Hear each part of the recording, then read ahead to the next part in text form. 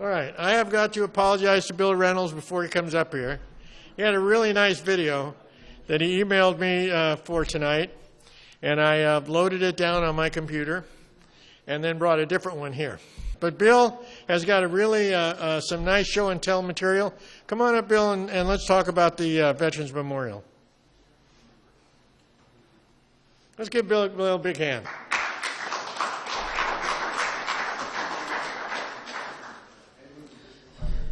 I'm really disappointed that he brought that up. I really wanted to tell him how disappointed I was that he doesn't have it. I mean, it's an Oscar-worthy movie, minute 44. But yeah, the short video that I made that depicts this proposal tells a whole story probably better than I'll be able to tell it right now. But hey, before I go any further, thanks, Alan, for inviting me here tonight to do this, and it's great to see so many of my Facebook friends here. And I also appreciate all the security we've had here tonight, too. But now they're gone, so I'm getting nervous.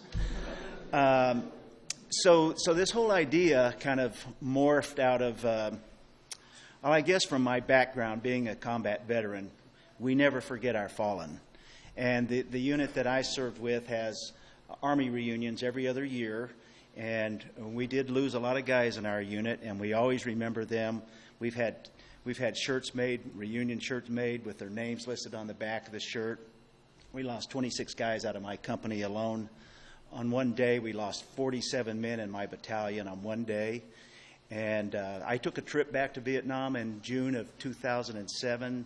Led a group of 17 to kind of retrace our footsteps. We went to the battleground where we lost those 47 guys. We had a ceremony. I read every one of their names, their ages, and their hometown. And it was quite a cool little ceremony that we did to honor all of those fallen. So that's kind of the attitude that I and other combat veterans and veterans at large have in mind, that you never forget our fallen. So we have, sitting right above the Aquatic Center, there's a Rotary Club, a memorial garden. There's a memorial garden up there, and it was designed to honor the approximately 10, 11 men that this valley has lost to the Iraq and Afghan wars. And so a couple years ago, I was doing a search. I thought surely that this area lost some men in the Vietnam War. And it was pretty easy to research because all of the names that are on the wall in Washington, D.C. are on a website called virtualwall.org. And on that site, it has every KIA listed by state and by town. So I got on there, scrolled down to California, brought up all the towns, boom, Newhall and Saugus, looked over all of the KIAs there, 14. This valley lost 14 men in the Vietnam War. So I went to City Council and I said, you know, we ought to have a granite, what is it called, obelisk installed there. Not big enough to have 14 names engraved on it. And the council thought about it, and they said, well, you know, our standard here is to put bricks down. And so we'll go ahead and take the bull by the horns and have these bricks put down to honor these guys. And I was disappointed with that because I have a brick over there. A lot of my Army buddies who are from this area have bricks there. Anybody can have a brick there. So I felt like it was just kind of blending these, who I consider heroes to America, and with guys like me who are still walking around.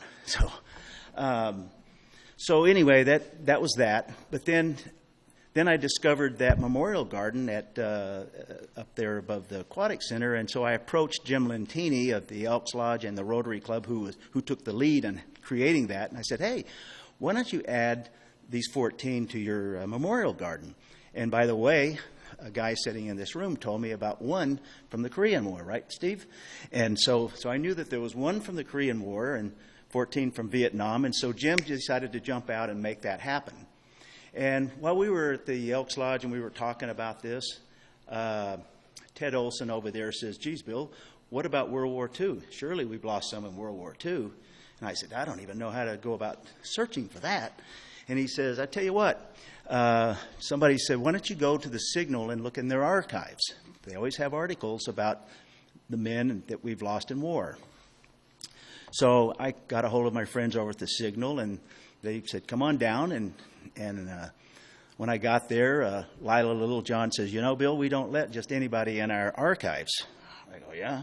She says, these papers are brittle. They go back to January of 1919.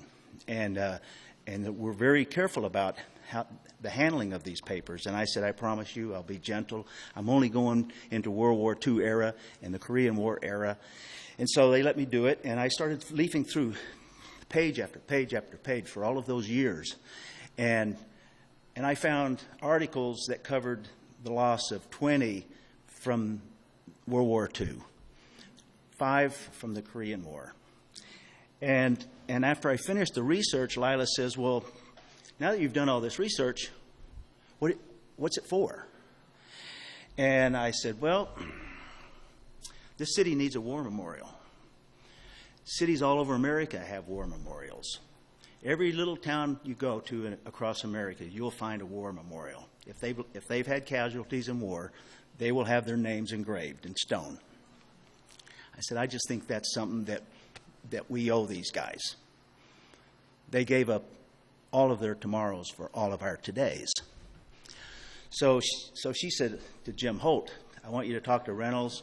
I want an article in the paper the next day. That was late July last year. So he put an article in there, and he'd spoke with 2 of our council members who I had discussed this with prior. And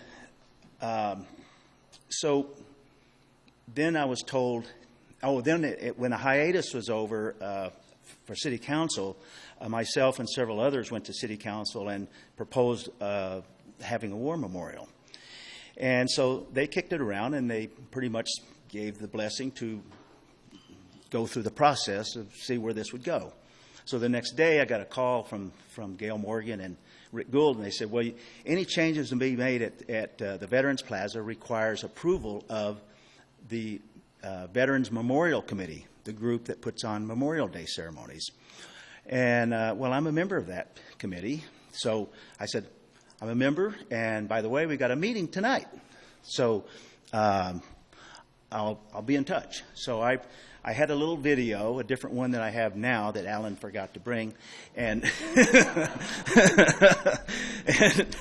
it was an original concept, which was a V shape, V for Valor, and some of the people at City Council really didn't like that so much, and I didn't really care as long as the names are engraved. I don't care what shape it is. So I showed this video at the committee meeting that night. We all discussed it. Everybody said they loved the idea of a war memorial.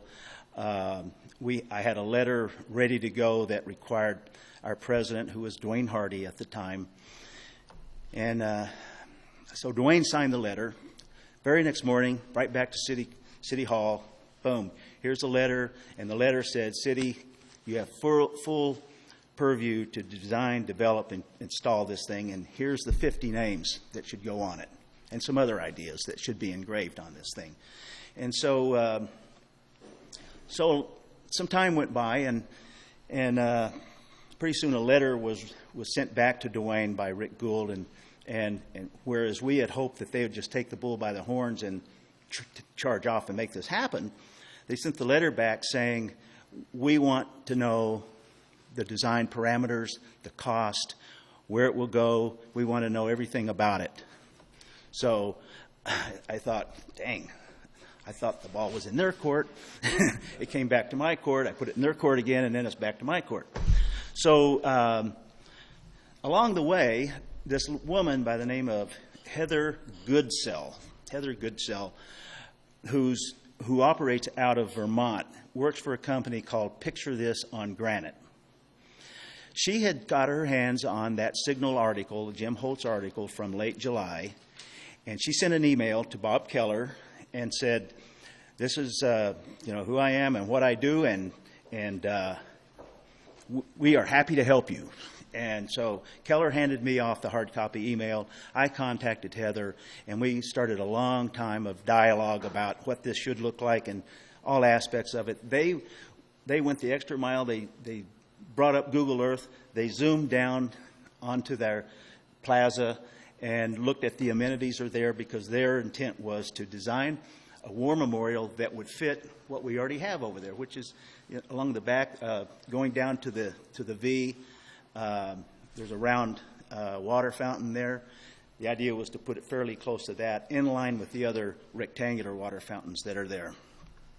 So it was a brilliant idea, and so they were to provide me a proposal, pricing and design, the whole nine, scheduling, all of it.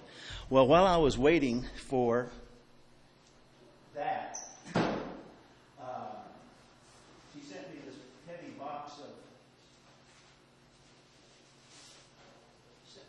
box of samples of their work. And this is the laser etching. This example is of the Marine Corps logo. And when I pulled this out of the box and looked at it, I thought, gosh, that's spectacular. I mean, it's like art. And also in the box, this represents their idea for the backside of the granite. And it is art. What they are proposing is to have laser etched images of scenes from World War II to present. And I tell you, I was just stunned with how clear it is and how gorgeous it is. Meanwhile, I'm waiting for the proposal. On December the 14th, I received this brochure, and in it was the design. So this depicts the design, and it's the shape of the base is the exact shape and style of the water fountains that are over there, featuring the little metal gold oak leaves that are sprinkled along the edging, which were put there to keep skateboarders off of those water fountains. I didn't know that until I got into this. And then the front would have at the top all of the military logos, and the phrase, "Their name liveth forevermore." And below that would be the 50 names in columns going across there, the city of Santa Clarita's logo. And the back would have, the artwork. So this would be about 8 feet long by about 6 feet tall. And it would be spectacular. So I received that on December the 14th. I reviewed it with our mayor, and he liked it, and he said we need to get with Rick Gould and present him this proposal, because it has to be approved by the Parks and Recs organization at City Hall before it can go back to City Council for review and hopefully approval. So meantime, while I've been waiting for that meeting to happen, myself and a fellow by the name of Chuck Morris have been going around town talking to a lot of the key organizations around town, SCV Chamber of Commerce, all of the veterans organizations, you name it, right down the line. Don Fleming with the Auto Dealers Association, every organization I could think of, the Signal, KHTS Today. There's an outstanding article in KHTS Today, I want to tell you. And so SCV TV, every organization I could think of, we're visiting and we're getting their thoughts on it. And every time I go through this little proposal, I barely get through it. Like, for example, with Terry Crane at the Chamber of Commerce, she says, this is a no-brainer. And the Auto Dealer Association, they love it. Everybody loves it. All the veterans organizations love it. So I wanted to do that because initially at that City Council hearing in August, Bob Keller, who was really pro-War Memorial at that meeting, said that this should be a community-funded project. And so if it turns out that has to be, I wanted to kind of get my bearings on who's going to support this? So I have a lot of support, and the guys that I'm working with on this, we've got a lot of support around town for this. So now the next step is to get this before City Council and urge them to pay for it. So right, Steve? I think what you're asking us is, would we support you? I mean, you're going around this bush. So with this group, would we support? Who would support Bill's idea with the city for a war memorial? Thank you. There you go. Yeah. Now, when you send out the video, yes, I will. They will just be even more blown away. I know. I will send out the video for you. No problem. All right. Well, any questions from anyone? Great. Thank you very much. I appreciate your support.